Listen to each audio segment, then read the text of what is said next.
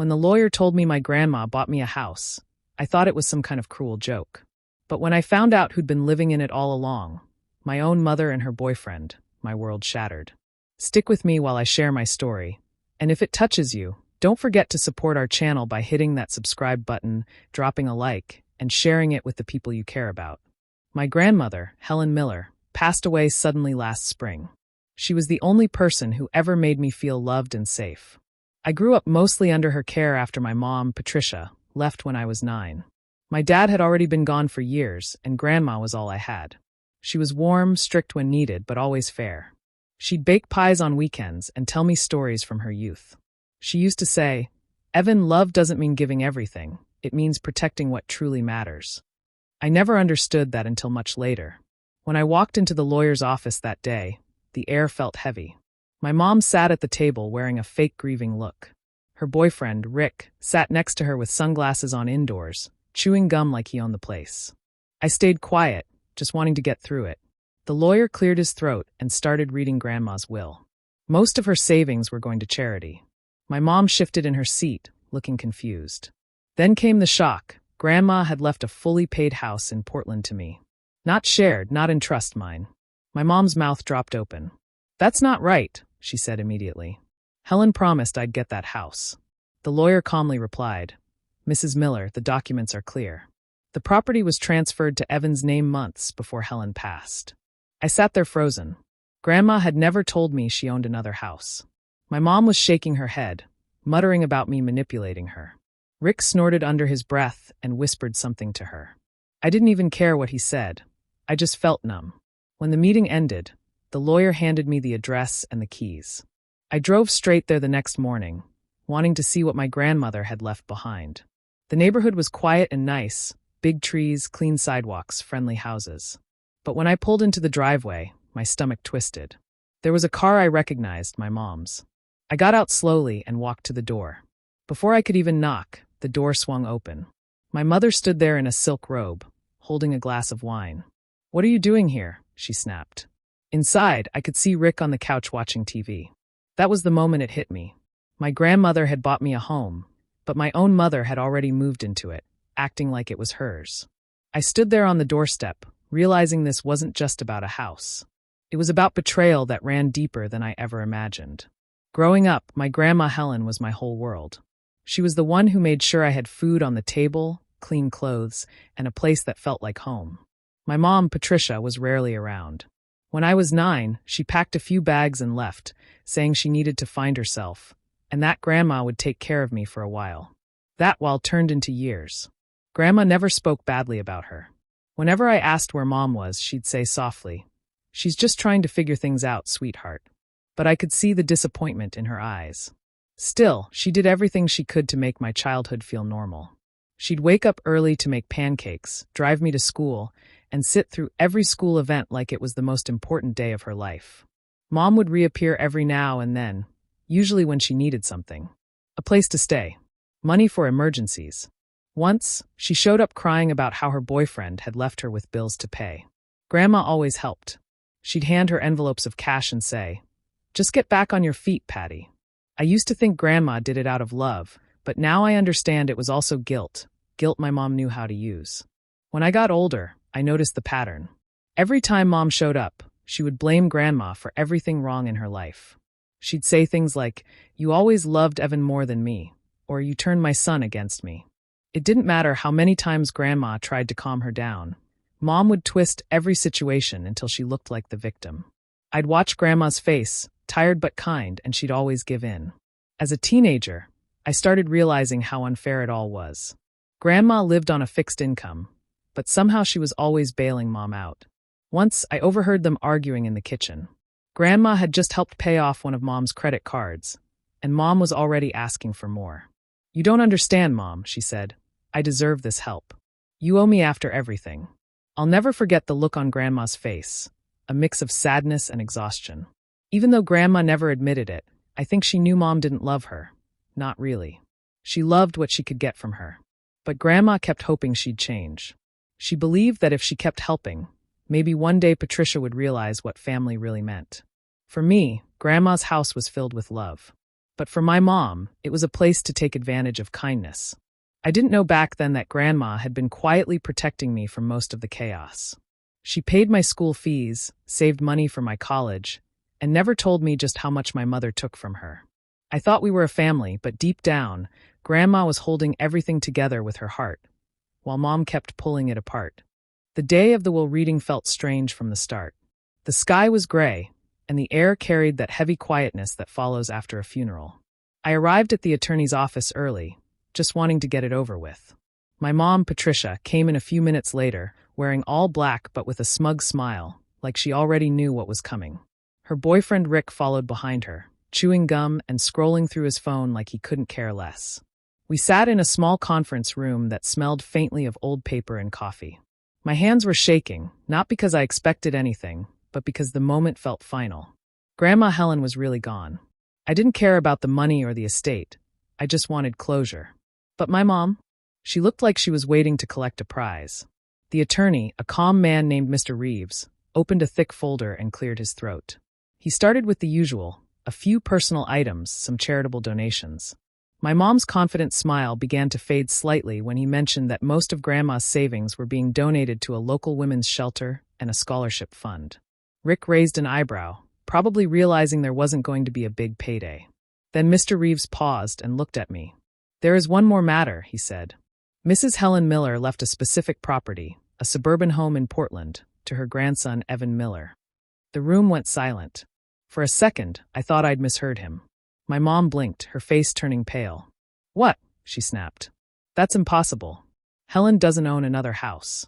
Mr. Reeves calmly handed me an envelope. "The deed is in his name. Fully paid. Mrs. Miller transferred ownership months before her passing." My mom's voice rose instantly. "No, this isn't right. Evan must have manipulated her. She wasn't in her right mind. He brainwashed her." She turned to me, her eyes full of anger. "What did you say to her? Did you guilt her into this?" I was too stunned to speak. I didn't even know Grandma had another house, let alone one she'd secretly bought for me. My mind raced back to all the times she'd smiled at me and said, "You'll understand someday." Maybe this was what she meant. Rick leaned forward, trying to play the calm one. "Come on, Patricia. Maybe she just wanted to help the kid out," he said, though his tone was mocking. My mom shot him a glare and turned back to the attorney, demanding to see proof. Mr. Reeves slid over the signed documents, all legitimate, all dated months ago. My mom went silent. Her jaw clenched, and I could see tears welling up, not from sadness but pure frustration. She wasn't mourning Grandma. She was mourning the money she didn't get. I sat there quietly, still processing everything. My grandmother had planned this carefully, maybe knowing how things would go. She hadn't told me because she wanted to protect the gift until she was gone. In that moment, I realized Grandma wasn't just leaving me a house. She was leaving me a message, to finally break free from the cycle of control and guilt my mother had built around us. I drove to see the house a few days after the will reading. Part of me was nervous, part of me curious. Grandma had never mentioned owning another property, and I didn't know what to expect. I imagined a quiet, empty place waiting for me to step inside and feel her presence again. I wanted to see the walls she had chosen, the garden she might have planted, something that connected me to her one more time. The drive took about an hour. The neighborhood was beautiful, calm streets, tall trees, well-kept lawns. It didn't feel like the kind of place my family could afford, which made it even more confusing. When I turned into the street and spotted the house number, my heart skipped. It was a lovely two-story home with blue shutters and white trim. But the moment I pulled into the driveway, I froze. There was a silver SUV parked right in front of the garage, my mother's car. I knew it instantly. My chest tightened. I thought maybe she was there to meet me, maybe to talk things out, but something about it felt off. The curtains were drawn, and I could hear faint music playing from inside. I got out of the car slowly and walked up the steps. Before I could even knock, I saw movement through the glass panel beside the door. Then the door opened. My mom stood there, wearing silk pajamas and holding a half-full glass of wine. She looked completely relaxed, like someone who'd been there for a while. "Evan," she said, surprised but not happy to see me. "What are you doing here?" I stared at her, speechless. "This is Grandma's house," I finally said. "Or I guess mine now. Why are you here?" She rolled her eyes and sighed. "Oh, please. Don't start. I've been taking care of this place for your grandmother for months." She wanted me to stay here. You wouldn't understand. Before I could answer, I heard a man's voice from the living room. Rick was stretched out on the couch, watching TV, wearing sweatpants and no shirt. He looked at me and smirked. "Hey kid, didn't expect you to drop by." My stomach turned. There were beer cans on the coffee table, pizza boxes stacked in the corner, and dirty laundry on the floor. The place looked nothing like something Grandma would have kept. It was clear they had been living there for a while, comfortably, like they owned it. I took a deep breath. "You've been living here?" I asked quietly. My mom didn't answer right away. She sipped her wine instead. "I was helping your grandmother manage things," she finally said, her tone sharp. "She didn't tell you about it because she didn't want you stressing. She trusted me." But her voice wavered, and I could see the lie in her eyes. Grandma had been sick toward the end. There was no way she asked them to move in. My hands started to shake. I couldn't decide if I felt more hurt or angry. I looked around one last time, seeing how they'd turned something meant to be special into a mess. My mom stood in the doorway, blocking my path inside, like she was guarding it. That was when it really hit me. Grandma's gift had been taken before I even knew it existed. And the people who stole it were my own family. I stood there in the doorway, staring at my mother like I didn't even know her anymore. The smell of stale wine and takeout food filled the air. I couldn't believe this was the same house my grandmother had left me. The same house she must have chosen with care. It looked like a place that had been taken over and forgotten. I finally found my voice. "Mom, you need to tell me the truth," I said, trying to stay calm. "How long have you been living here?" She crossed her arms and raised her chin. "Don't take that tone with me. Your grandmother wanted me to stay here. She didn't want the place empty. Someone had to manage it." "Manage it?" I repeated, my voice shaking. "You've been living here like it's yours. You and Rick moved in before she even passed away." Rick laughed from the couch without looking up. "Relax, man. We're just keeping the place warm for you." That mocking tone made my blood boil. "Keeping it warm? This isn't some joke, Rick. This house was meant for me. My grandmother left it to me." My mom sighed loudly, as if she were tired of hearing me. "You don't deserve that house, Evan. You never cared about her like I did. I was the one here, taking care of everything. You barely even visited." Her words hit like a slap. "Are you serious? You weren't here to take care of her. You were here to take from her. She was still paying your bills until the day she died." She took a step toward me, her face hard. "Don't talk to me like that. You have no idea what your grandmother wanted. She told me herself that this house would stay in the family. I'm just making sure of that." "That's not what the will said," I replied quietly. Rick put down his beer and smirked. "Oh, here we go. Mommy's little disappointment thinks he's suddenly a big man because he got lucky with a house." I clenched my fists but didn't move. I wasn't going to give him the satisfaction. My mom didn't even tell him to stop. She just stood there, letting him insult me. That said everything I needed to know. I looked around the living room again. The mess, the empty bottles, the furniture that clearly didn't belong to Grandma. It made me sick. Every corner of that house had her fingerprints once, but they'd erased her from it completely. "Grandma trusted you," I said quietly. "And this is what you did with it." She glared at me. "I did what I had to do. Don't pretend you know better than me." I could feel my chest tightening, the weight of years of manipulation pressing down again. She was trying to twist everything, to make me doubt myself like she always did. But this time I saw through it. Every word, every excuse. It was the same pattern she'd used on Grandma. The guilt, the blame, the lies. They had drained Helen's kindness until there was nothing left to take. As I stood there, heartbroken and furious, I realized this wasn't just about a house. It was about years of exploitation, of love turned into a weapon. And I made a silent promise right then. I wasn't going to let them steal from Grandma again. Not this time. A few days after that confrontation, I couldn't stop thinking about everything that had happened. The house, my mom's lies, Rick's insults, it all played over in my head. I couldn't sleep. I kept wondering what Grandma had really wanted. She was never careless, never the kind of person to leave things unfinished. Deep down, I felt there had to be more to the story. So one morning, I went to Grandma's old farmhouse. The place was quiet, the air thick with dust and memories. I started going through her desk, the same wooden one she'd had my whole life. I found bills, letters, a few photos of us together, and then, buried under a pile of folders, a large envelope sealed tightly with her neat handwriting across the front. It said, "For Evan only." My hand started to shake as I opened it. Inside was a handwritten letter and a set of official-looking papers. I sat down and began to read. Her handwriting was familiar, steady and soft, just like her voice. My dear Evan, if you are reading this, it means I am no longer there to explain things in person. Please don't be sad, my boy. I made peace with my time long ago. There are things you need to know, things about your mother, about this house, and about why I did what I did. She went on to explain that she had bought the house quietly over a year ago. She knew my mom would cause problems if she found out. Grandma had used her own savings to pay for everything, the deed, the taxes, even the maintenance. But when her health started to fail, Patricia had shown up, pretending to care.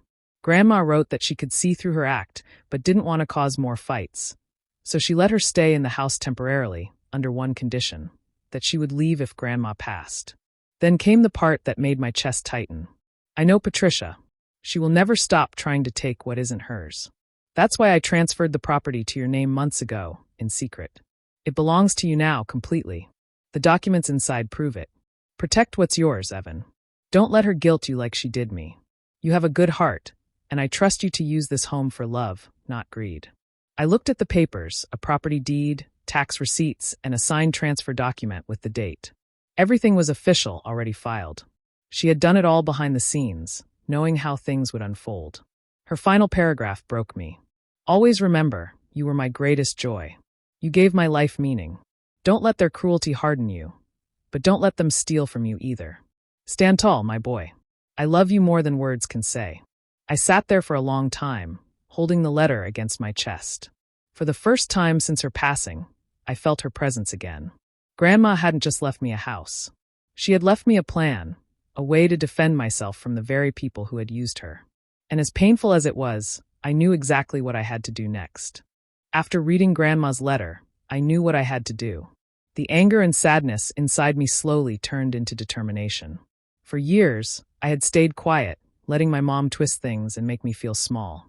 But not this time. This time, Grandma had already given me the tools to fight back.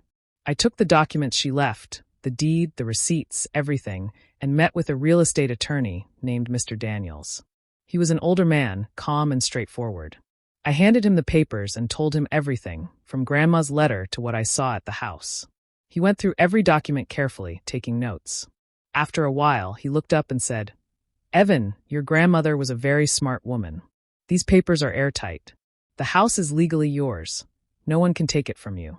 Not your mother, not anyone." Those words lifted something heavy off my chest. For the first time, I felt in control. Mr. Daniels explained the process of filing for formal possession and how to issue a legal eviction notice. I nodded at every step, determined to follow through. Within a few days, the paperwork was filed. The court approved the order, and official eviction notices were prepared for Patricia and Rick. I didn't want to do it cruelly, but there was no other choice. They were trespassing in a home that was never theirs. I remember standing outside the house when the delivery officer posted the notice on the front door. The sound of the paper being taped there felt final, like closing a painful chapter. I didn't even go inside. I just watched from the car. Later that evening, my phone rang. It was my mom. Her voice was shaking with anger. "How dare you do this to me?" she shouted. "After everything I've done for you. You're kicking your own mother out of her home?" I stayed calm. "It's not your home, Mom. It was Grandma's, and she left it to me. You know that." She laughed bitterly. "You've always been ungrateful. I took care of your grandmother when no one else would." "That's not true, and you know it," I said quietly. "Grandma knew what she was doing. You took advantage of her kindness for years. It ends now." She started crying, but even her tears sounded like manipulation. "You're betraying your family, Evan." "No," I replied, my voice steady. "I'm protecting what Grandma wanted. I'm protecting her legacy." Then she hung up. Rick texted me a few hours later with some nasty words, calling me names and threatening to teach me a lesson. I didn't respond. I forwarded everything to my attorney, who handled it with the authorities. It wasn't easy. I felt guilty, even though I knew I was doing the right thing. But Grandma's words kept echoing in my mind. Protect what's yours. For once, I wasn't the quiet, scared kid trying to keep peace in a broken family. I was standing up for myself and for the woman who raised me with love and strength. Grandma had fought her whole life to shield me from my mother's manipulation. Now, it was my turn to finish what she started. The eviction day came sooner than I expected. My stomach was in knots that morning, but I knew there was no turning back. The court had set the date, and everything was official. I didn't want to humiliate my mother, but she had left me no choice. For weeks after receiving the eviction notice, she had ignored it, pretending it didn't exist. She even sent me a text saying, "You can't kick family out of family property." But it wasn't family property anymore. It was mine legally and rightfully. That morning, 2 sheriff's cars pulled up in front of the house, along with a moving truck arranged to clear the place out. I stayed in my car parked across the street, not wanting to make a scene. I just wanted it over. The officers approached the door and knocked. At first, there was no response. Then I saw the curtains move. My mom finally opened the door, wearing her robe, looking half asleep and annoyed. When she saw the uniforms, her face changed completely. "What is this?" she shouted. "You can't just show up here like this." "I live here." One of the officers spoke calmly. "Ma'am, there's a court order for you to vacate this property today. You've had multiple notices." She shook her head, laughing bitterly. "This is my house. My mother gave me permission to live here. My son has no right to throw me out." The officer handed her the paperwork. "The deed is in Evan Miller's name. You're trespassing, ma'am. We need you to collect your things and leave peacefully." Rick appeared behind her, fully dressed, his duffel bag already slung over his shoulder. He looked irritated, not surprised. "You said this was handled, Patricia," he muttered. She glared at him. "Don't just stand there. Say something." But Rick just sighed and stepped outside. "I'm not getting involved in this," he said quietly. "You can deal with your son yourself." He walked down the driveway, avoiding eye contact with the officers, and got into his truck. Within seconds, he was gone. My mother froze. The color drained from her face. For once, she looked completely alone. When the movers arrived, she tried to block them. "You can't touch my things," she screamed. "I have rights, squatters' rights." The officer shook his head. "Not in this case, ma'am. You've overstayed your notice period." As they carried boxes and furniture out, she began yelling louder, her voice breaking. "Evan, you're doing this to your own mother? After everything I've been through? You're heartless." I stepped out of the car then, my hands trembling but my voice steady. "You left me a long time ago, Mom. Grandma gave me this house, and I'm just doing what she asked. You made your choices, now I'm making mine." Her eyes filled with tears, but I didn't see regret. Only anger. She turned away, muttering curses under her breath as the officers guided her toward her car. When the last box was loaded and the officers drove off, I stood alone in the quiet street. The house looked peaceful again, like it had been freed from something heavy. It hurt to watch my mother drive away like that, but deep down I knew Grandma had been right. This was the only way to protect what she had left me, and to finally break free from the pain that had followed us for years.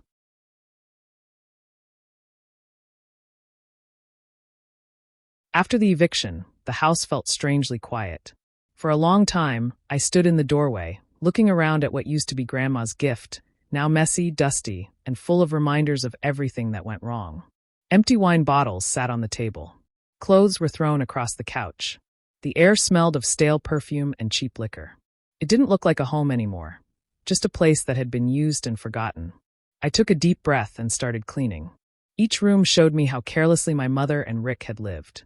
The sink was full of dirty dishes, some moldy. There were unpaid bills stuffed in drawers and a pile of unopened letters addressed to Grandma, even after she had passed. It broke my heart, but it also made me realize how much she had put up with for years. Then, in the living room, I saw something that made me stop. On the mantel above the fireplace stood a single-framed photo, Grandma Helen, smiling gently like she always did. Somehow, they hadn't bothered to take it down. I picked it up, brushed off the dust, and felt tears in my eyes. I whispered, "I did it, Grandma. Just like you wanted." It wasn't about revenge or money anymore. It was about respect for her and for myself. Over the next few days, I repaired what I could.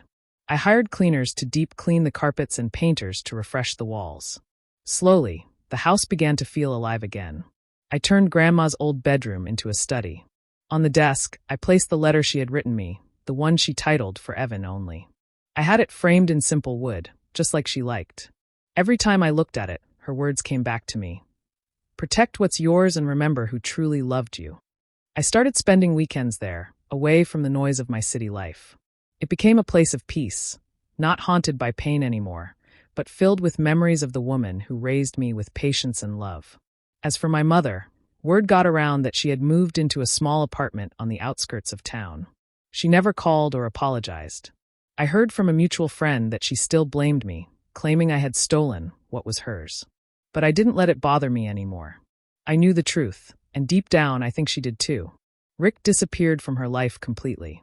No one saw him again. Maybe that was for the best. Sometimes I drive past the apartment complex where she lives. I don't stop. I just watch for a moment, wondering if she ever thinks about Grandma, or about what she lost. Not the house, but the people who loved her before her greed took over. The house now stands as my quiet victory, not against her, but against the pain she caused. It reminds me that love can survive even through betrayal, and that sometimes the best way to honor someone's memory is to live the life they wanted for you. Strong, free, and at peace. Months passed, and the house that once felt heavy with sadness began to change. Evan worked on it slowly, one room at a time, fixing what was broken and bringing warmth back to the walls. He painted the living room a soft cream, just like his grandmother Helen had always loved, and filled it with light. The smell of new paint mixed with fresh air made the place feel alive again. In the backyard, he started planting flowers, not just any flowers, but Helen's favorites. Rows of lilacs and daisies lined the fence, and a small rose bush bloomed near the porch. Every time he watered them, he felt closer to her, as if she were still there watching him from the window, smiling the way she used to when he helped her in her garden as a boy. The more he worked, the more peaceful he felt. There was no trace of his mother's chaos anymore. No bitterness in the air. Just quiet, soft music from the radio, the sound of birds, and the hum of life returning. When the renovations were done, Evan invited his neighbors over for dinner. Some had known Helen years ago and were surprised to see the house restored. They shared stories about her kindness, how she'd leave pies on their porches, how she always offered help without expecting anything back. Listening to them made Evan realize that Helen's love had stretched far beyond just him. She had touched everyone around her. That night, they ate on the porch under the soft glow of string lights. Laughter filled the space where pain used to live. Evan felt something lift off his shoulders. For the first time in a long while, he didn't feel angry or hurt. He just felt grateful. After everyone left, Evan stayed on the porch, watching the sky fade into deep orange and purple. The air was warm and still, the flowers swaying gently in the breeze. He held a cup of tea in his hands and looked out at everything Helen had made possible. Not just the house, but the life he was building in it. He thought about how far he'd come. From being a confused, heartbroken son who felt betrayed by his own mother, to a man who had learned to stand firm and protect his peace. He didn't hate Patricia anymore. He simply accepted that she had chosen her path, and he had chosen his. As the sun dipped below the horizon, Evan smiled softly and whispered, "You knew exactly what you were doing, Grandma. Thank you." In that moment, the house didn't just belong to him. It felt like Helen was still there, in the wind, in the flowers, in every corner of the home she'd left him. She hadn't just given him a place to live. She'd given him a second chance to find peace, to grow, and to remember that real love never dies. It just changes form. And for the first time in years, Evan finally felt at home.